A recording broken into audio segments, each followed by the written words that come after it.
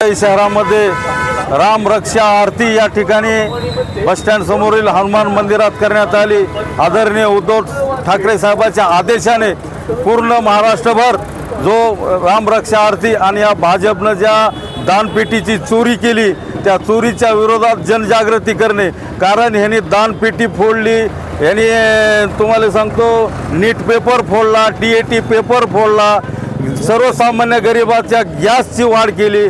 तुम्हाला सांगतो राम मंदिर बांधण्यासाठी अंबाजोगाई शहरातून आम्ही राम भक्तांनी त्यावेळेस गल्लोगल्ली फिरून शाळेत फिरून पैसे केले। एवढंच नाही तर लहान लहान विद्यार्थ्यांनी खाऊचे पैसे सुद्धा या राम मंदिरासाठी दिले। आणि तसे राम मंदिरात वर या अमित शहानं मोदीनं यांचे सेक्रेटरी नेमून त्या ठिकाणी हजारो कोटी रुपये यांनी या ठिकाणी खाल्लेले आहेत। आणि त्या हजारो कोटी रुपयावरच आमच्या शिवसेनेचे खासदार फोडायलेत, आमदार फोडायला लागलेत। हे काम जे करायला लागलेत हे चोर आहेत। अमित शहा, नरेंद्र मोदी आणि भाजप सरकार हे चोर आहेत आणि यांना जोड्यानं मारण्याचं काम आता आम्ही राम भक्त करणार आहेत। आज तुम्हाला सांगतो या अमित शहा आणि नरेंद्र मोदीच्या विरोधामध्ये या देशामध्ये जर कोणी आवाज उठवला असेल तर राम भक्त आमचे उद्धवजी ठाकरे या हनुमानानं आवाज उठवला आणि त्यांच्या डोक्यामध्ये उद्धव ठाकरे गदा टाकल्याशिवाय राहणार नाही एवढंच या ठिकाणी सांगतो।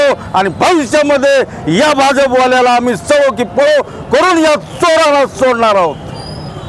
बातमी प्रसिद्ध झाली आणि त्याच्या माध्यमातून हजारो कोटी रुपयाचा त्या ठिकाणी भ्रष्टाचार झाल्याचं त्या ठिकाणी उघडकीस आलं।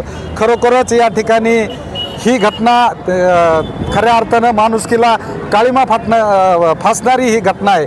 आणि ज्या पद्धतीनं भाजप सरकार या देशामध्ये राज्यामध्ये हिंदूच्या नावाखाली ज्या पद्धतीचं राजकारण करत आहे, जाती जातीमध्ये धर्मामध्ये भेदभाव करून त्या ठिकाणी सर्व अस्थिर वातावरण त्या ठिकाणी निर्माण करत आहे।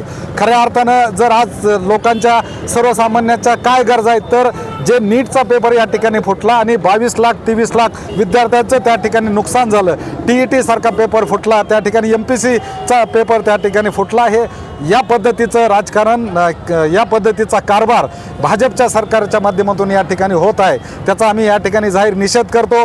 आज पाहिलं तर शेतकऱ्यांच्या हमी जे काही पीक आहे त्याला हमी भाव नाही, शेतकऱ्याच्या कर्जमाफीचा विषय या ठिकाणी आहे, त्या कर्जमाफीच्या संदर्भात ज्या पद्धतीची आट टाकलेली ती जाचक आट टाकली ज्याच्यामुळं कुणाच शेतकऱ्याला त्या ठिकाणी फायदा होणार नाही, अशा पद्धतीचं राजकारण समाजकारण या ठिकाणी या राज्यामध्ये देशामध्ये सुरू आहे।